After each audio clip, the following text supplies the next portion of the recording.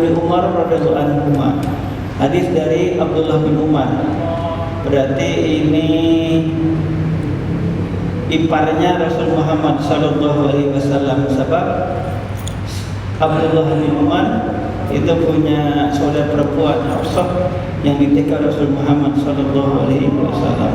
Kalau berkata beliau Ibnu Umar, kalau Rasulullah sallallahu alaihi wasallam, sabda Rasul Muhammad sallallahu alaihi wasallam, "Idza qala rajul li akhi, idza qala," apabila berkata ar-rajul seseorang, tentu seorang muslim, li akhi terhadap saudaranya, sesama muslim, ya kafir, hai kafir.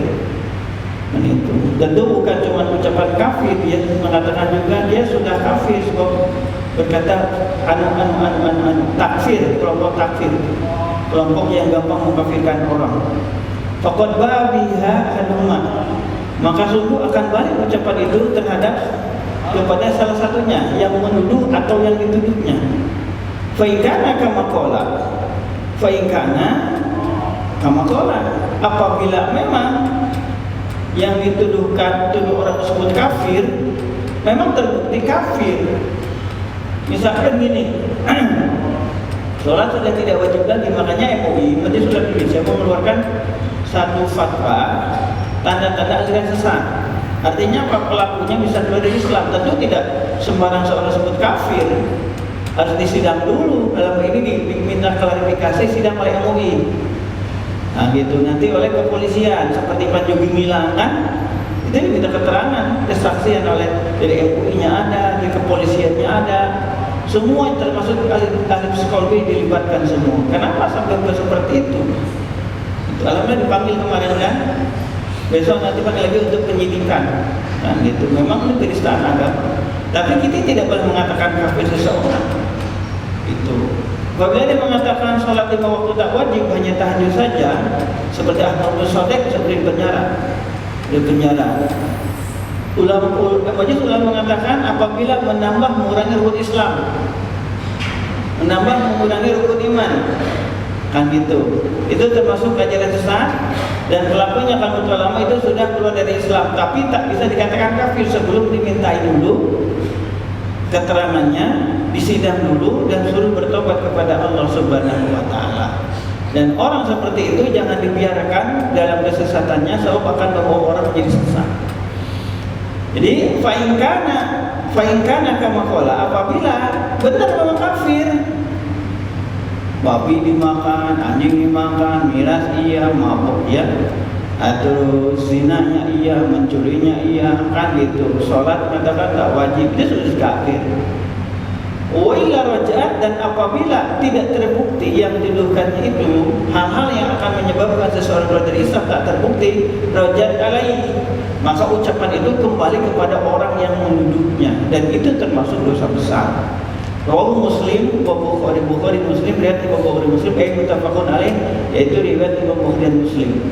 Hadis yang kedua, Wan Abi Dzar, dari Abu Dzar, semoga Allah meridhoinya, anahu, sesungguhnya beliau Abu Dzar, sami'a Rasulullah, mendengar Rasul Muhammad sallallahu alaihi wasallam yang bersabda, "Man da'a rajulan bil kufri," barang siapa yang memanggil seorang yang beragama Islam bil kufri, dengan agama kufur, au qala adu Allah, atau berkata adu musuh Allah. Namanya sekarang Pak ya, ramai kayak gitu. Itu imbas dari 2019 belum selesai Pak.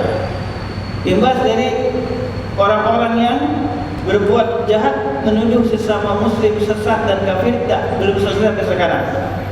Makanya para ulama khususnya di PBNU dari Muhammadiyah mengatakan tak boleh ada politik identitas, artinya membawa-bawa agama tertentu untuk kepentingan kelompoknya. Hidup harus menggunakan agama, tapi jangan sampai agama dipolitisir, agama dikomersilkan atas sama agama, padahal bukan, sehingga agama dipertontonkan demi keuntungan syahwatnya sendiri. Nah, barang siapa yang memanggil seseorang hai kafir atau adu Allah, hai musuh Allah, walisa kadzalik, dan itu tidak terbukti, orang itu duduknya itu tidak seperti itu, bukan musuh Islam, karena beda pandangan politik saja, karena beda ormas keagamaan saja, maka illa harbiha ay illa raja'a alaih, kecuali balik lagi tuduhan sebagai kafir, sebagai musuh Allah kepada orang yang berbuat berkata seperti itu. Jemaah yang dirahmati Allah Subhanahu wa taala, ada beberapa hadis yang berkenaan dengan kalau hadis-hadis seperti itu kita akan tambahkan. Pertama, ini Imam Bukhari Muslim, sibabul muslim fusuqun, mencela, menghina, melecehkan, menganiaya seorang muslim, fusuqun, itu dosa. Wa qitaluhu kufur, dan memeranginya adalah kekufuran. Yang kedua, la yarmi rajulan bil fusuq, janganlah seseorang menuduh orang lain bil fusuq dengan tuduhan fasik, pendosa besar, tukang maksiat, tukang zina. Wala yarmihi, dan tidak boleh dia menuduh bil kufri dengan kalimat kufur, illa tadat alaihi, kecuali akan balik lagi ucapan tersebut, menuduh orang lain pendosa, menuduh orang kufur kepada dirinya sendiri, illam yakun sahibu kadzalika, kecuali memang yang dituduhnya itu seperti yang dituduhkan. Tak. Jadi kalau tak dituduhnya tak terbukti, maka balik lagi kepada dia sendiri. Kalau terbukti, ya terbukti. Selanjutnya, ayyuma rajulin qala li akhi, siapa saja yang berkata kepada saudaranya ya kafir, faqad ba'a biha ahaduhuma, maka akan balik tuduhan tersebut kepada dirinya sendiri atau orang yang dituduhkannya. Begitu banyak kalimat-kalimat yang miris kita mendengarnya. Apa penyebabnya?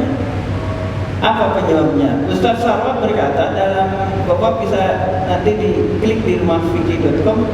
Sekarang banyak Pak sumber-sumber untuk buat makalah, buat buku perenungan kita. Itu hal-hal yang untuk menguatkan keimanan kita, tapi tetap kita harus punya guru. Terutama dalam akidah, dalam fikih, akhlak, terutama tentang ilmu Al-Quran, itu harus punya guru. Tak bisa hanya lewat YouTube atau media sosial, sebab akan menyebabkan kesesatan, akan menyebabkan lebih jauhnya menyesatkan orang lain.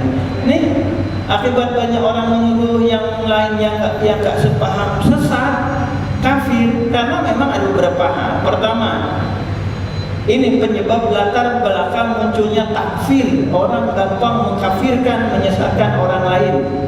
Pertama, fenomena tersebarnya kekufuran, kemaksiatan serta kemurtadan di tengah masyarakat Islam.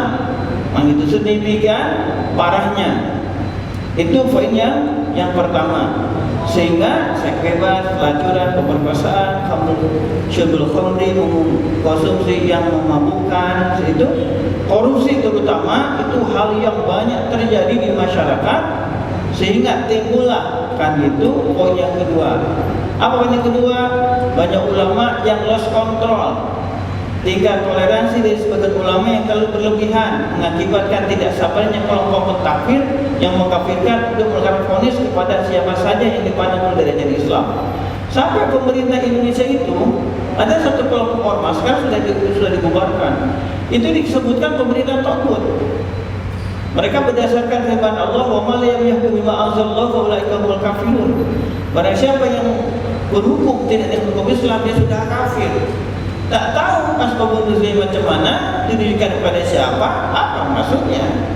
Ini tekstual dan tidak semua ayat ataupun hadis dalam Islam harus dipahami tekstual, sebab itu akan menyebabkan kekacauan. Harus ada yang kedua, kontekstual. Tujuannya apa? Maksudnya apa? Asbabun nuzulnya bagaimana? Karena orang-orang ini, takfiri ini yang gampang mengkufurkan, menyesatkan orang, karena kebanyakan memang dia ta'assub, fanatisme kepada golongannya, dan gurunya pun kelompok mereka. Jadi kalau di sana hadis ini A, terus sampai ke dia A, tekstual biasanya, enggak menerima pendapat dari umat ulama yang lain. Bayangkan Sayyidina Abu Umar bin Khattab saja yang berijtihad tarawih 20 rakaat disesatkan oleh kelompok orang ini. Sayyidina Utsman bin Affan yang berijtihad azan 2 kali hari Jumat untuk sholat Jumat 2 kali, dan memang disepakati oleh sahabat waktu itu dianggap orang sesat. Imam Syafi'i dianggap orang sesat, Imam Ghazali disebut orang sesat. Apalah orang-orang tersebut ngomong tersebut, keilmuannya pun tidak secuil dari ilmu Imam Umar bin Khattab, dari Sayyidina Utsman bin Affan, apalagi Imam Syafi'i. Tapi berani ngomong seperti itu. Karenanya poin yang ketiga adalah karena toleransi ulama yang memang seperti itu ta'assubnya, fanatisme kelompok golongannya, kurangnya guru, menyebabkan ngomongnya seenaknya. Yang ketiga, tidak begitu cukup pemahamannya tentang Islam. Sekali lagi, tidak cukup, bahkan kurang belajar tentang Islam, sehingga mengeluarkan fatwa, mengeluarkan nasihat, mengeluarkan ceramah yang berseberangan, bertentangan Islam itu sendiri.